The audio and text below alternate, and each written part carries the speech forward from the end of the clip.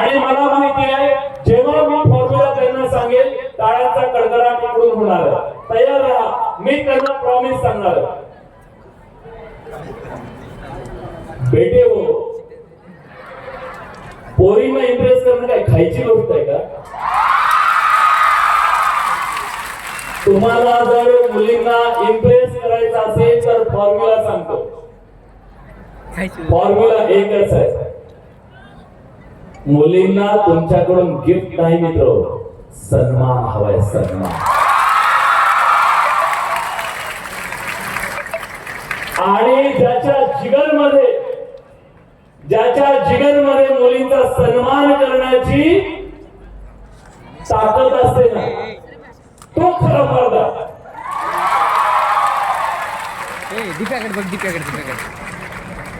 मग ती आईची,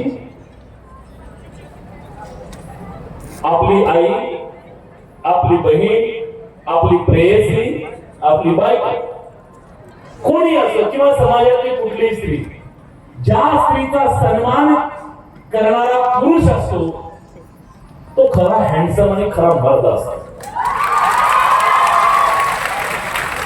प्रॉमिस, हे खरं आहे की खोटं आहे? तुम्हाला माहित होतं का? मी त्यांना काल फोन करून विचारलं तेव्हा त्यांनी मला सांगितलं, सांगा ना चष्म्यावर बोलणाऱ्या आम्ही पोरी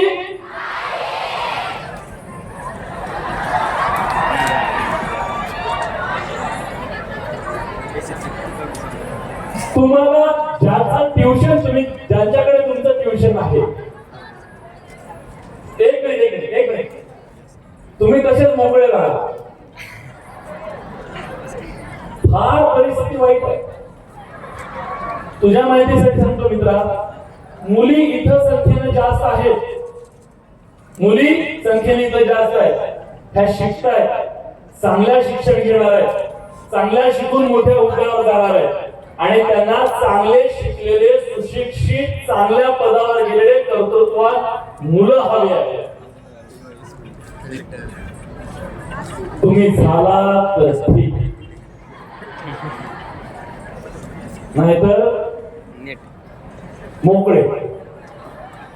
परिस्थिती किती गंभीर आहे तुम्हाला माहिती आहे सध्या? तुम्हाला जाणीव आहे का त्या गोष्टीची? सध्या प्रत्येक गावामध्ये 50 ते 60 कटाळे घेत आहेत. ही वस्तुस्थिती आहे. खोट आहे काय? मग तुम्हाला जर इम्प्रेस करायचं असेल तर काय करावं लागेल? एक, सन्मान द्यावा लागेल. 2, कर्तृत्व गाजवावं लागेल. 3, काय करायचं? पैसा. अरे पैसा म्हणजेच कर्तृत्व मित्रा.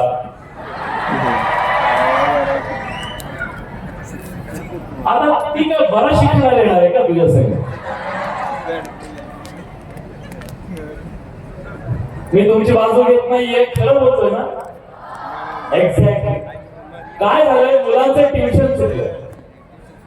जे शिक्षक यांच्या मित्रांमध्ये शिक्षक असतात ते सांगत असतात, असं कर. गुरु चुकला, सगळी शिस्त बिघडते. त्यामुळे शिस्त बिघडू द्यायची.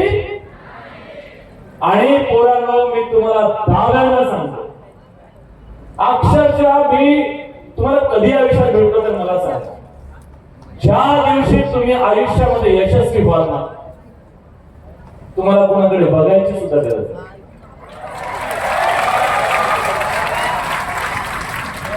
तिचे वडील तुम्हाला शोधत येतील.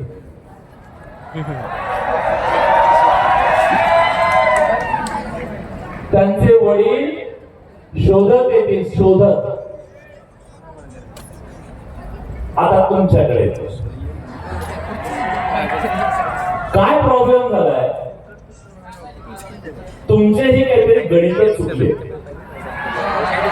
प्रामाणिकपणे सांगतो, जसे त्यांचे शिक्षक चुकले तसे तुमचेही गणित चुकले. पोरीनो, मी अतिशय दाव्यानं एक गोष्ट तुम्हाला सांगतो आणि याद राखा, आयुष्यभर कानात अशी असं कच्च पकडून ठेवा ही गोष्ट. ही यार तो आला होता तर सांगितलं आणि मी ते ऐकलं आणि माझ्या आयुष्याचं कल्याण झालं. मी काही बाबा बुवा नाहीये काय, मी थोडस तिखट बोलतो पण आयुष्यात कधी असं वाटलं नाही पाहिजे आपण काय सांगितलं. पोरांनो, मी आज या सगळ्यांना एक गोष्ट सांगणार आहे. आता मी सांगितलं हे ओरडते कारण ह्यांना खूप आनंद होणार आहे.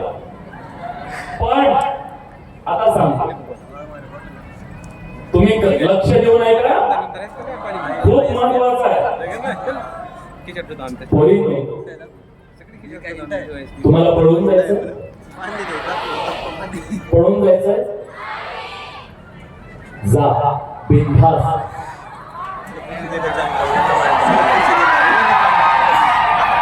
बोललो तू ओरडतील म्हणून का, कारण त्यांनी अर्धवट ऐकलंय.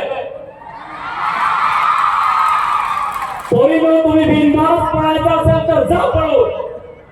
मी सांगतो तुम्हाला बिनधास्त पळून जायचं ना तर जा पळून. या जगाच्या कुणाच्याही कसल्याही दबावाला बळी न पडता जा पळून. पण एक गोष्ट करा, पळून जाताना हातात पुस्तक घ्या.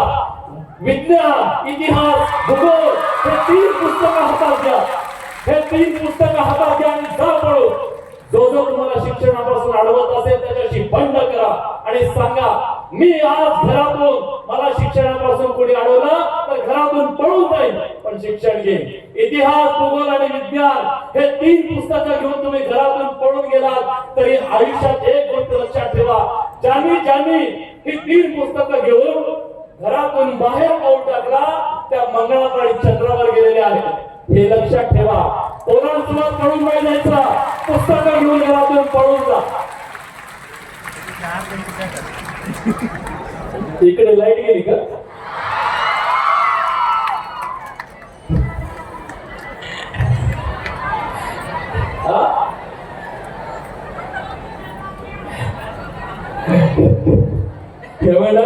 आप तो धोती खोल रहे हो.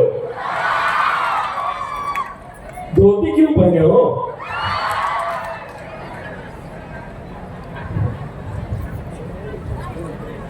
लक्षात आलं? बी कॉन्फिडंट, बी कॉन्फिडंट. आणि एक गोष्ट प्लीज प्लीज माझ्या अंतःकरणापासून एक गोष्ट मी तुम्हाला आज सांगतोय. पोरीनो, तुम्हाला जाणीव असेल नसेल मला माहित नाही. पोरीनो, तुम्हाला जाणीव असेल नसेल मला माहित नाही. मी बघितलंय.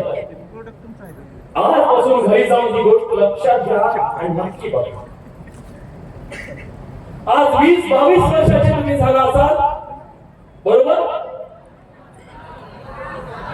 19, 18, 19, 20, 21, 22, 23, 24, 25 जोपर्यंत तुमचं शिक्षण होत नाही ना तोपर्यंत तुमच्या बापाने, माझ्या बापाने आपल्याला कधीही त्याच्या परिस्थितीची जाणीव होऊ दिली. कुठलीच गोष्ट त्यांना आपल्याला कमी पडू दिली नाही. आपला बाप आपल्या समोर कधी रडताना आपण बघितलं. कारण तो जेव्हा बाजारातून जात असेल त्याला दुकानातल्या वस्तू आवडत नसतील का? आवडत असतील ना? त्याला चांगले कपडे आवडत असतील ना? त्याला वाटत असेल ना मी पण हाऊस मौज करावी म्हणून. करतो का? देतो ना आपल्याला सगळं. वाटतं जे मला मिळालं नाही ते सगळं माझ्या लेकरांना मिळावं. मला शिक्षण मिळालं नाही, जे मला आयुष्यात खस्ता खाऊन मिळालं ते सहज माझ्या मुलांना मिळालं पाहिजे, माझा मुलगा उभा राहिला पाहिजे. ते प्रत्येक बापाला वाटतं.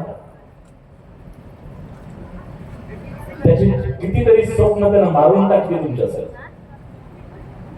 मारली बिनधास्त मारली. माझ्या पोराचं आयुष्य उभं राहिलं पाहिजे. पोरींनो, तुमच्या आईला जाऊन विचारा.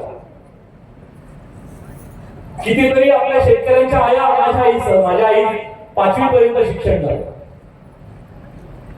आणि 5वीला लग्न झालं माझ्या आईचं.